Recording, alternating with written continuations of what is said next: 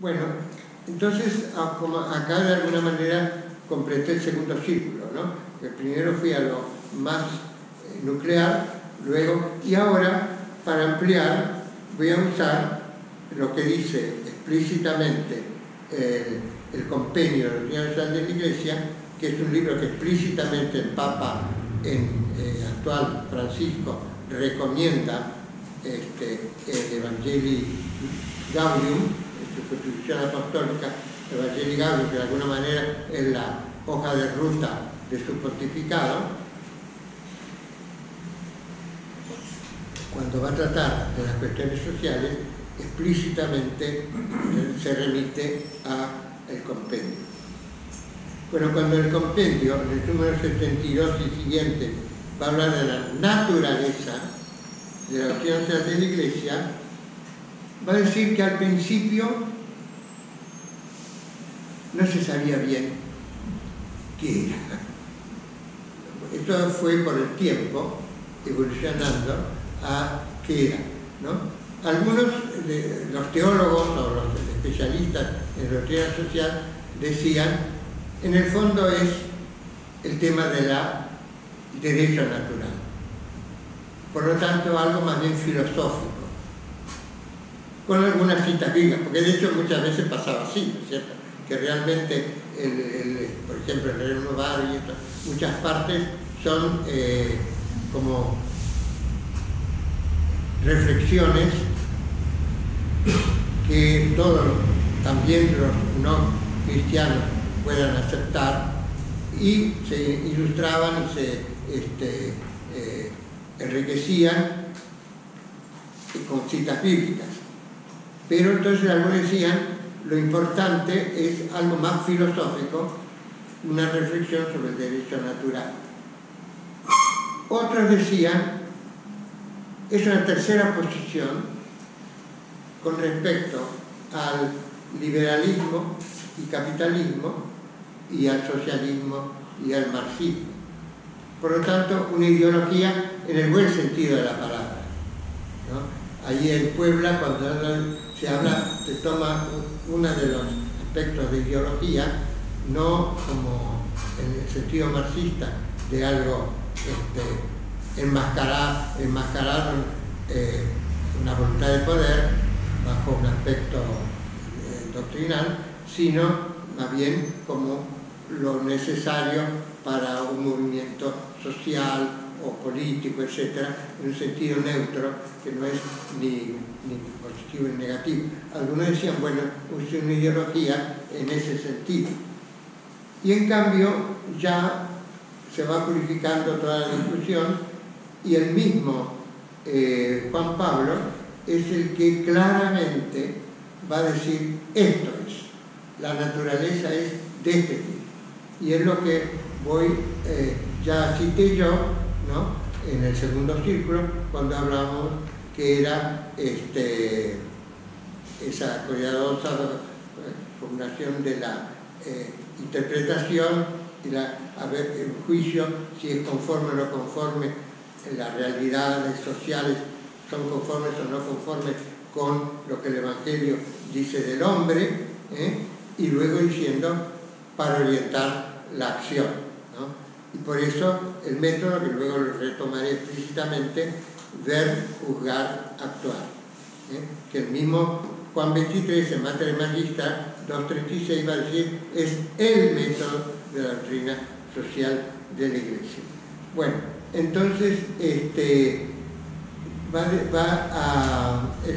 compendio va a hacer la cita que yo ya les había leído, y luego en el número 73, esto en el 72, en el 73 va a decir hay 3 niveles de enseñanza de la doctrina social, que es un poco lo que ustedes van a recibir.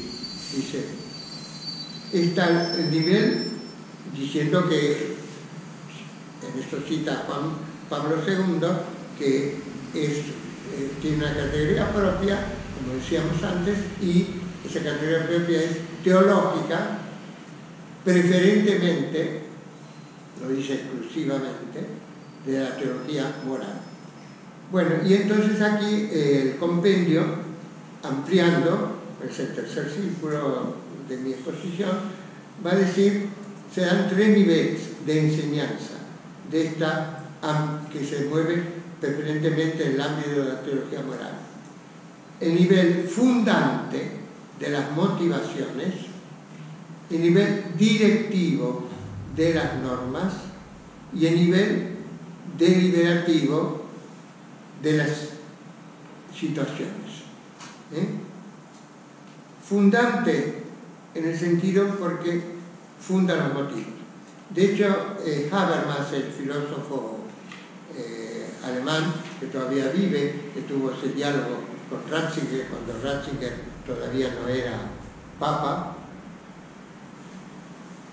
y que él habla de la sociedad postsecular, va a decir que aún en la sociedad postsecular, por lo tanto, más allá de la secular, son importantes las religiones. Está pensando sobre todo en el judaísmo y el cristianismo, pero también en el islam y otras, porque dice, en las motivaciones seculares no tienen la fuerza como para que realmente haya un cambio social. Una motivación ética y sobre todo religiosa, entonces el papel de las religiones, el hormona en el nombre de la motivación. Interesante que acá también el compendio va a decir en el ámbito de las motivaciones, porque para actuar necesitamos estar motivados. Y yo no estoy motivado, no actúo. Por eso Lonergan también, el teólogo jesuita canadiense, va a decir, para una conversión ética necesito la conversión afectiva. Si afectivamente no me convierto, la conversión ética dura mucho. Y para convertirme afectivamente con el Papa, luego en Laudato Si va a hablar de la conversión ecológica y una ecología integral, etc., necesito afectivamente estar motivado. Si no estoy motivado afectivamente, no me convierto afectivamente y por lo tanto la conversión ética durará muy poco. Puros propósitos sin realidad. Ya Aristóteles, siendo pagano, lo decía en la Ética Nicómaco, decía en cuestiones prácticas, Aristóteles, sobre todo de ética personal y de política social, para juzgar prudentemente, rectamente, una verdad práctica, necesito el apetito recto.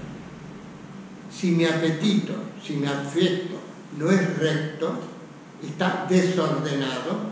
San Ignacio de Loyola en las Reflexiones Espirituales habla de las afecciones desordenadas. Si es un apetito desordenado, me equivoco.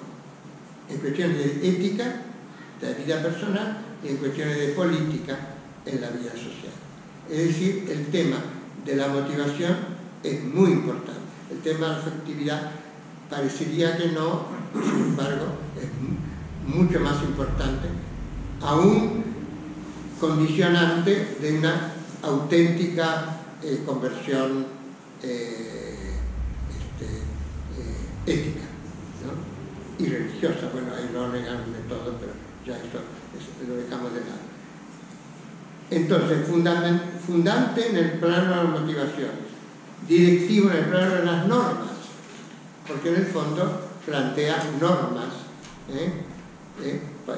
para la vida social, para la vida económica, para la vida cultural, la vida familiar, etc.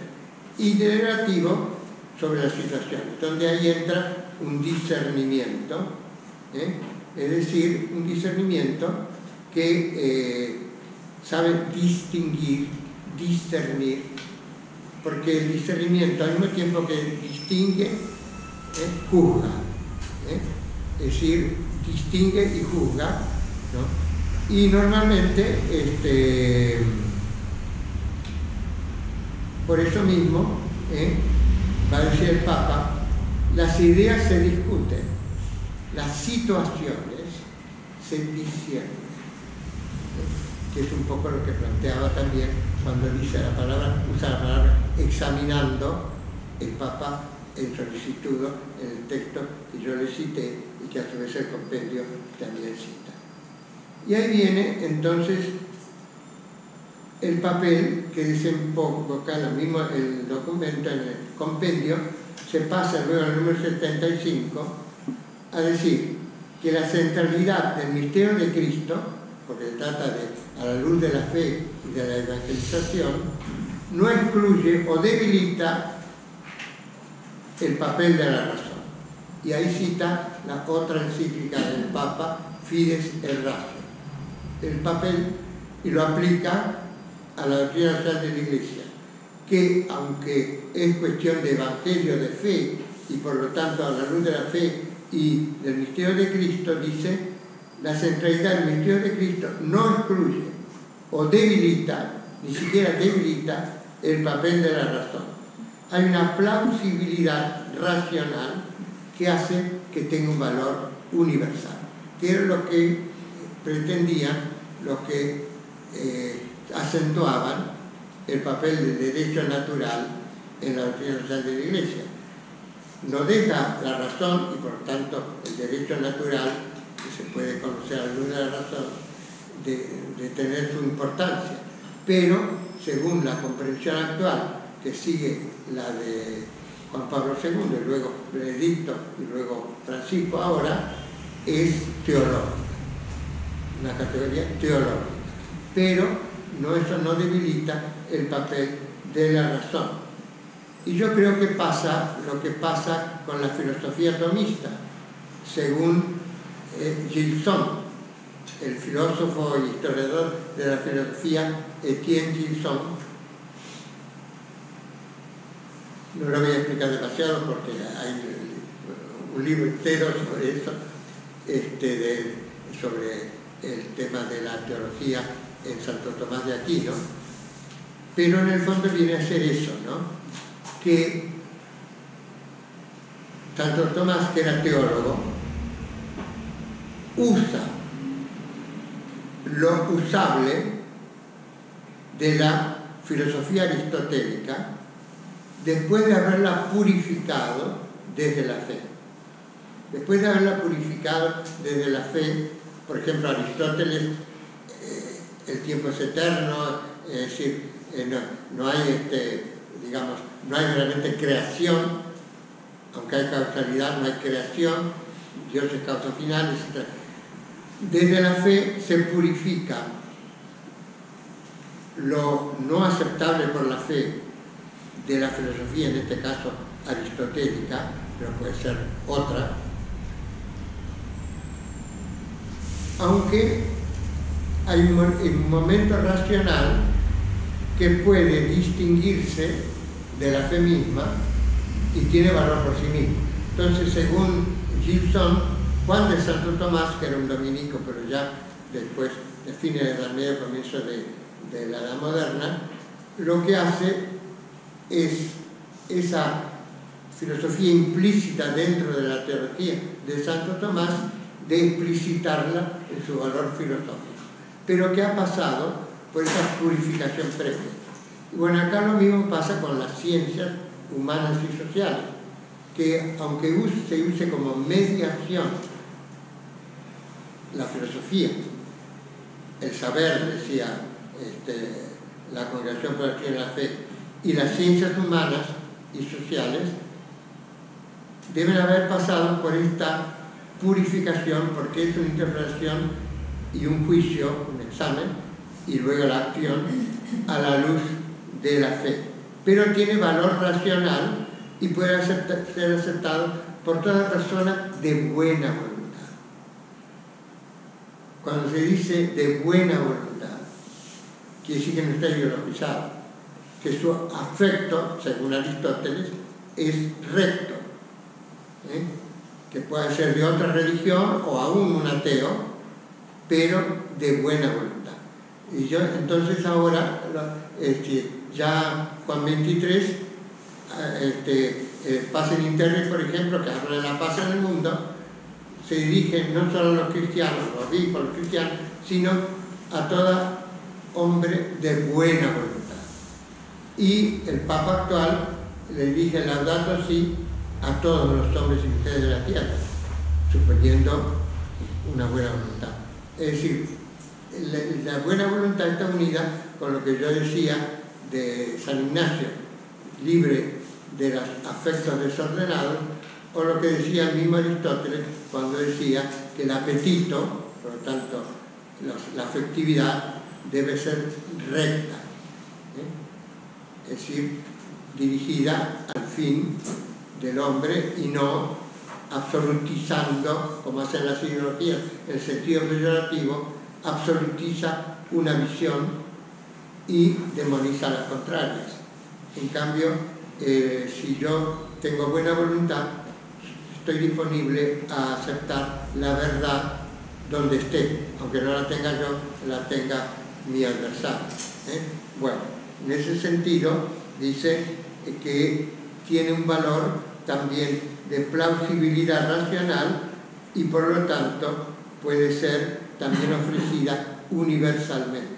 Interesante que Habermas, cuando habla de la sociedad postsecular, va a decir también el religioso, el cristiano o el maometano o el judío o el budista puede en el ámbito público dar sus razones, ¿no?, aunque lo diga en lenguaje religioso, con tal que sea racional, plausiblemente racional, y pueda ser interpretado y comprendido por los que no tienen esa religión, y aún por los ateos.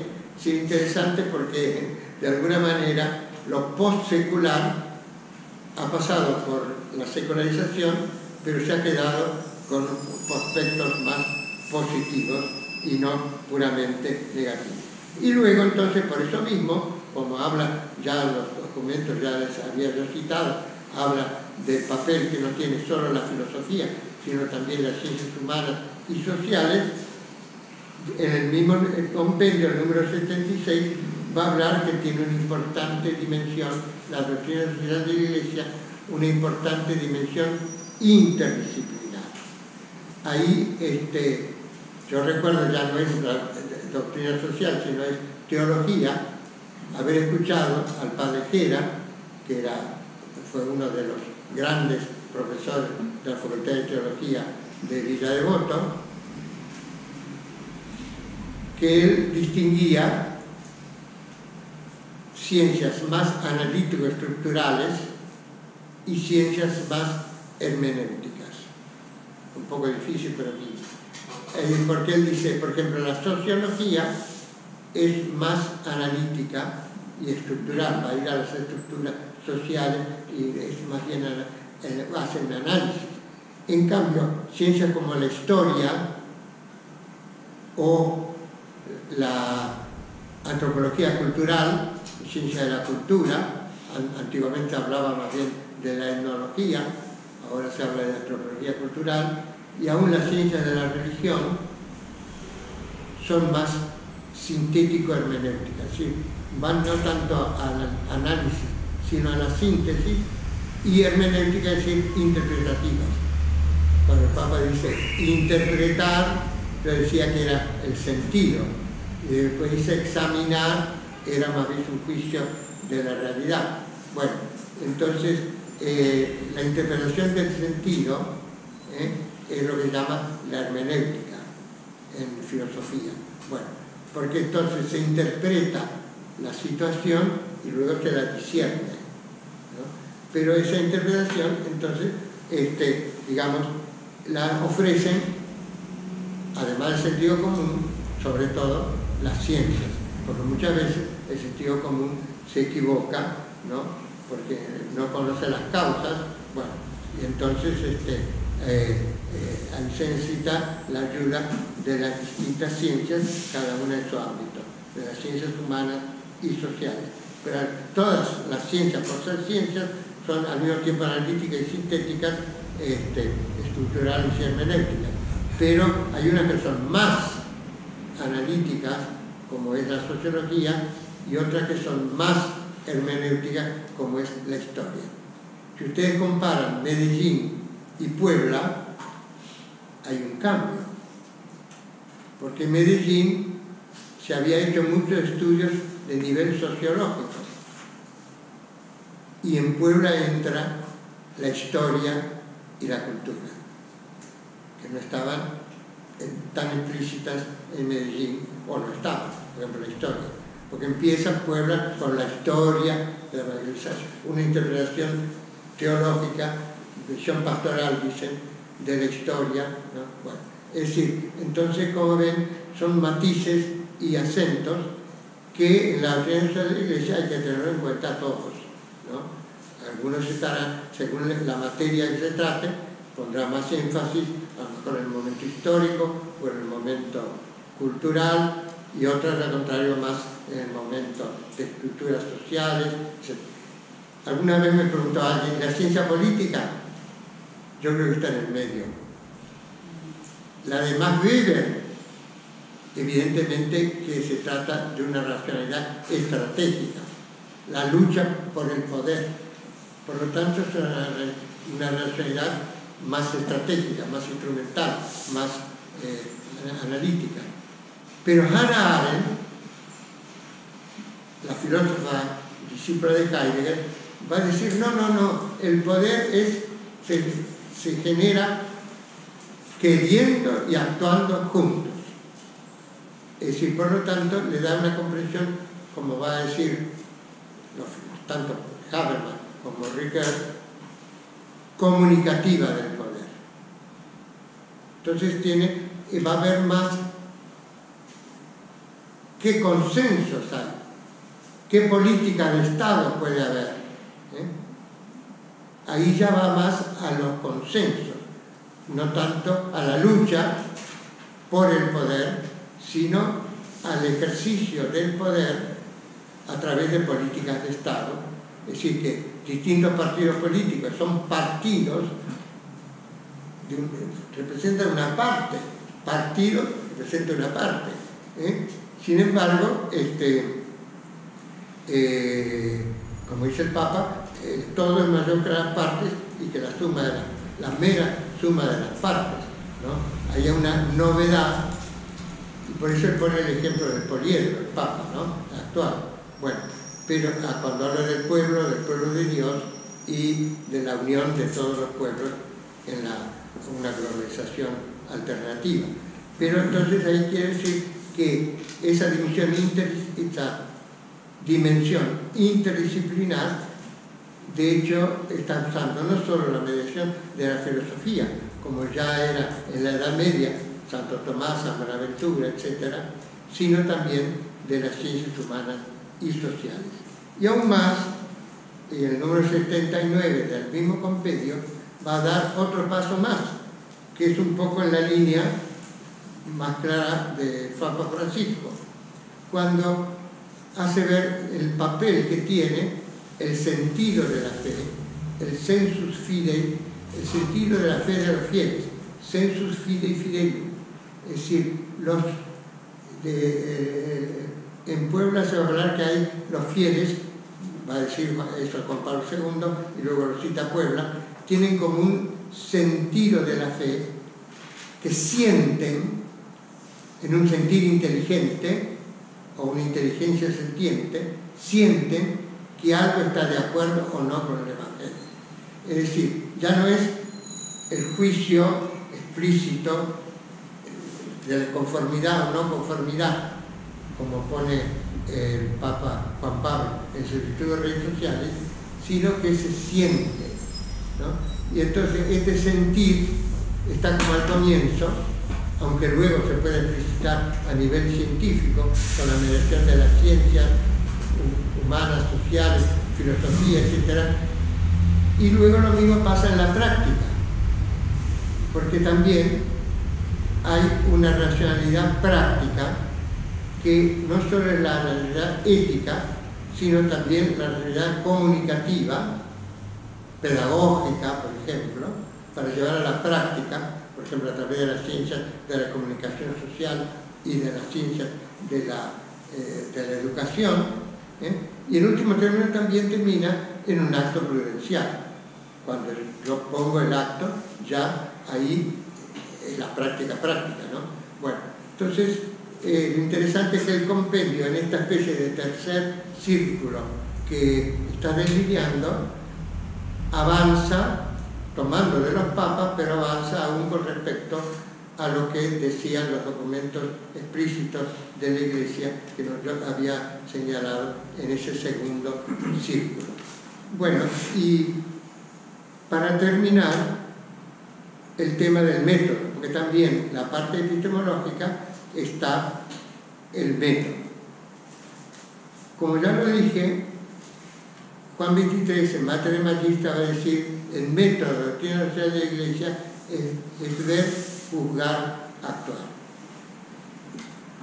Hay estudiosos que descubren este método ya en Rerum Novarum. No que la encíclica siga ese método, pero fue el método que siguió el Papa, porque hay una serie de realizaciones concretas, sobre todo en el ámbito renano, especialmente en Alemania, pero en general en el ámbito renano, por ejemplo, todos los trabajos de Kolping, de Monseñor Ketterer en Münster, etc., ¿no? Donde ya se estaba dando respuesta a la cuestión obrera. Y dice, el Papa tenía esto, ese ver, antes del juzgar y el actuar, que van a estar explícitamente en la encíclica, ¿no? Bueno, así que ya en Rerum Novarum, sin saberlo, o sin haberlo formulado, mejor dicho, sin haberlo formulado, ya se habría, según estos estudiosos, puesto en práctica el ver, juzgar y actuar, porque el Papa, aunque no expone el ver en la encíclica, de hecho está basando en ver realidades, especialmente en estos países del centro de Europa. Bueno, y entonces fue expresado de esta manera en la Juventud Obrera Católica en Bélgica, la JOC o la JOC, ¿no? El canónigo lo lleva a expresión para los jóvenes de la Juventud Obrera Católica, el canónigo, bueno, yo lo voy a pronunciar como yo creo que se pronuncia, Cardin. Lo que pasa es que todo el mundo la pronuncia la francesa, Cardin, pero no es francés, no es valón, es flamenco, los que hablan neerlandés en Bélgica, ¿no? Así que el apellido es un apellido neerlandés, ¿no? Holandés, no es un apellido francés.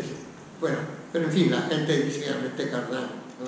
Bueno, sea lo que fuere, y ahí entonces fue Juan XXIII que toma la formulación de la JOC y la pone como el método, diciendo ese es el método. Y ahora, por lo tanto, como se vio después, es un método teológico, porque ya el Papa, después el Papa Juan Pablo, va a decir a la luz de la fe y la conformidad o no conformidad con la comprensión evangélica del hombre. Y ya Puebla, sin decir es a la luz de la fe, le pone el título Visión Pastoral. Si en visión pastoral un pastor lo ve a la luz de la fe y de la caridad pastoral. Por lo tanto, ya al poner visión pastoral, ya estaba diciendo. Pero eso lo hace más explícito luego, que usando ese método, porque Santo Domingo lo usa solo parcialmente, usando ese método Aparecida. En el número 19 tiene una comprensión trinitaria de el ver, juzgar y obrar, ¿no? Es decir, que es un ver, pero no un simple ver sociológico, ni siquiera del mero sentido común, sino a la luz de la fe. y por eso ahí puede jugar el sensus fide, que siente que esto está mal, que es injusto, que va contra la caridad o contra el Evangelio, etc. Pero también, así como la teología había usado la mediación de la filosofía en la alta escolástica, sobre todo Santo Tomás de Aquino, pero también San Buenaventura y los otros grandes teólogos de aquella época, ahora la novedad es que también se usa la mediación de las ciencias humanas y sociales, ya sea más analíticas, ya sea más hermenéuticas, pero de las ciencias humanas y sociales. Por eso dice el mismo documento una dimensión interdisciplinar muy importante. Y de hecho yo les hice notar cuando leí el texto de solicitud de redes sociales que de hecho, aunque no lo dice, está siguiendo ver, juzgar o examinar o discernir y actuar, ¿no? Bueno, ahora, ahí entonces lo importante es ese momento que yo les decía cuando hablaba de la filosofía tomista relacionada con la teología de Santo Tomás, el paso por la crítica que pueda tener de lo ideológico, en el mal sentido de la palabra, que puedan tener distintas interpretaciones sociales, políticas, culturales, etc. Es decir, que para ser usada por la doctrina social de la Iglesia debe haber pasado por esa crítica, ¿no? Por eso Ricoeur habla de la hermenéutica de la sospecha. Él dice, los maestros de la sospecha, y dice el Marx, Freud y Nietzsche, nos hacen sospechar. En el caso de Marx, que sea ideológico, en el caso de Freud, que sea una racionalización, en el caso de Nietzsche, que sea una manifestación de la voluntad de poder. Pero yo digo también Ignacio de Loyola, y en este caso podemos poner también Aristóteles, son maestros de sospecha, cuando nos dicen que en cuestiones prácticas, y sobre todo de ética y de política, dice Aristóteles, el apetito debe ser recto en la purificación de la conversión afectiva, ¿no? De lo cual ya cité. De tal manera que esto sería muy importante para tener en cuenta cuando uno va a exponer, enseñar y aún practicar, poner en práctica, que es lo más importante, la doctrina social de la Iglesia. En tanto en el momento del ver como en el momento del actuar.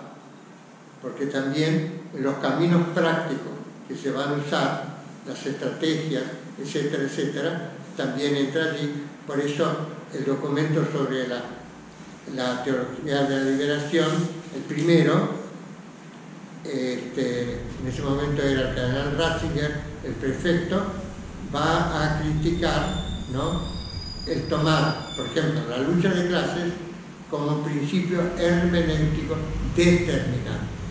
No que no exista la lucha de clases. El mismo Pío XI, en Codice Humano, habla de la lucha de clases. El problema es que lo tomen como principio de interpretación de la sociedad en el momento sincrónico o de la historia en el momento diacrónico, principio hermenéutico, es decir, por tanto, principio de interpretación, que eso quiere decir hermenéutico, determinante. Eso es lo que critica claramente la primera de las dos instrucciones sobre la teología de la liberación. Y por eso, en el momento del juzgar, ya el concilio había dicho que misión de la Iglesia discernir los signos de los tiempos. Y con esto redondeo. Porque va a decir, signo de los tiempos, lo toma en dos sentidos. John Sobrino lo explicita, pero luego otros también han seguido lo mismo. Dice, en Gabriel Spes, la Constitución Gabriel Spes, en el número 4, y en el número creo 44, creo que es ahora, no sé si lo tengo acá, bueno, no recuerdo, el 44, lo toma como signo de la época histórica, una característica de la época histórica. Pero el número 11, Gaudium Spes, lo va a tomar como discernir los planes de Dios en los tiempos. Por lo tanto, así como yo puedo, haciendo por ejemplo el ejercicio espiritual de San Ignacio, discernir qué quiere Dios de mí en este momento, de mi historia, los planes que tiene Dios de mí, algunos por ejemplo hasta la vocación, si ser sacerdote o fundar una familia. Por ejemplo, Maurice Blondel se conserva, él decide no ser sacerdote para ser profesor en la universidad y convertir a los otros profesores y estudiantes de la universidad francesa, ¿no? Bueno, nada menos, bueno, de aquel tiempo. Pero entonces ahí, en cambio dice los planes de Dios, pero para la situación histórica.